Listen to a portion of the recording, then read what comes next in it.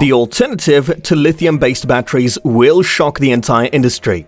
While lithium has long been hailed as the future of modern batteries, the technology's limitations, as well as mishaps at lithium plants, have prompted manufacturers to look for other ways to power the battery revolution.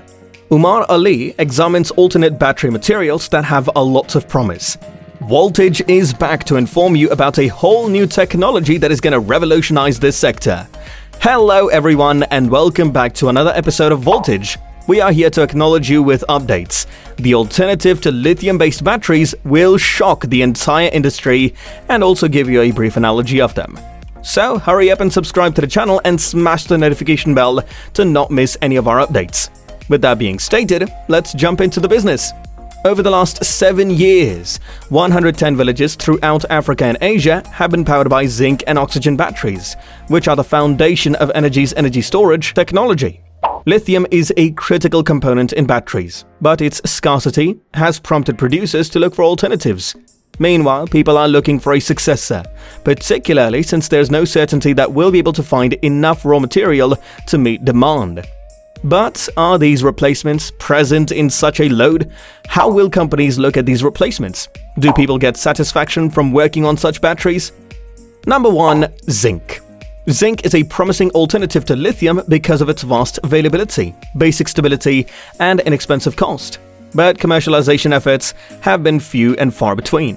The zinc air battery system from Nant Energy substitutes a second electrode with one that breathes air, extracting electricity from zinc using oxygen from the atmosphere. Zinc air is a well-suited chemistry for microgrids, giving a cheap energy storage solution.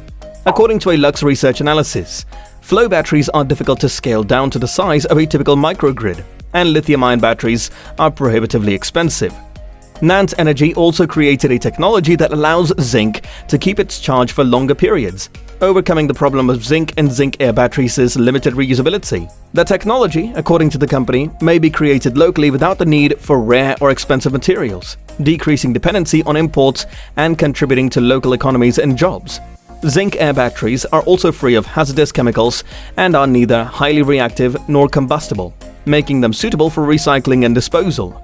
While zinc is one of the most common metals on the planet, using it as a lithium substitute on a large scale could cause concerns in the future. At the current rate of production in zinc stocks will last around 25 years. Srinarayan, a chemistry professor at the University of Southern California, told the New York Times.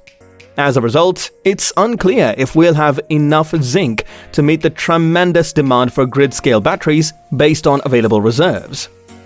Number 2. Sodium-sulfur. Sodium-sulfur batteries are another lithium alternative that has already seen widespread deployments in various locations throughout the world.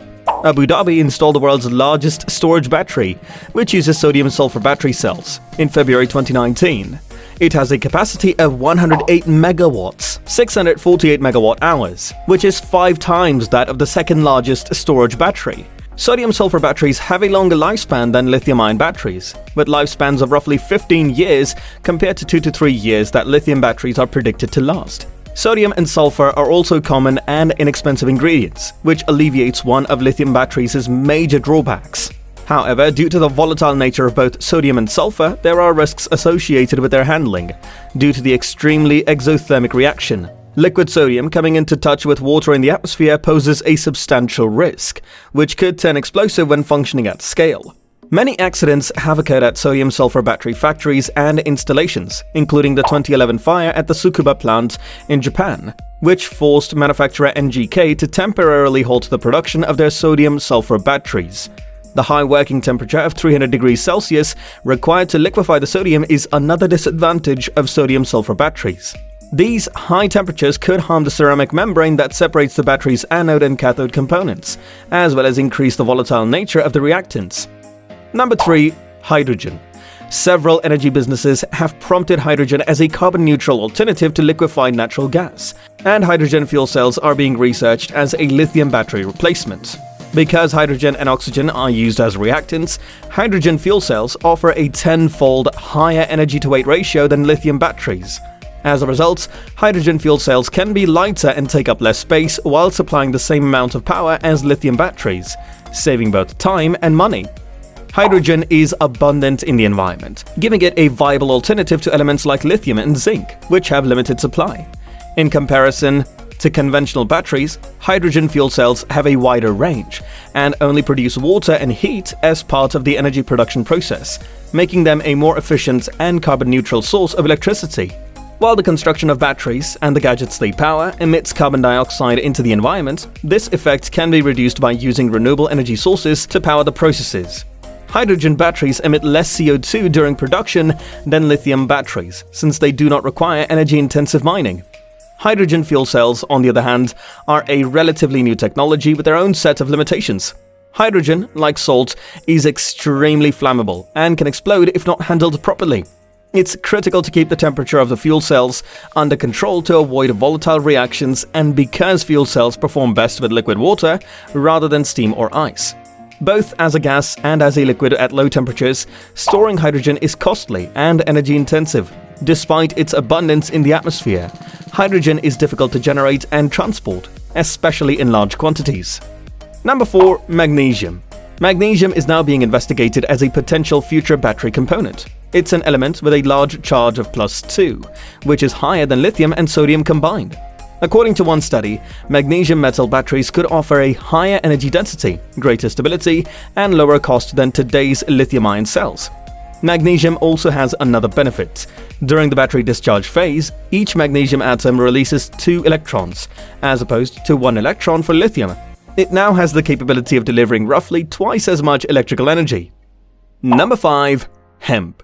Plant and sustainable fibers, which are used in clothing, construction materials, food, and even automobile parts, might become a crucial component of electric vehicle batteries that are cheaper, safer, and less destructive to the environment.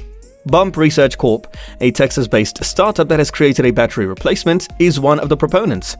Bump is seeking funding to develop and commercialize its B4C hemp, short for boron carbide produced from hemp, technology, which is based on lithium-sulfur batteries.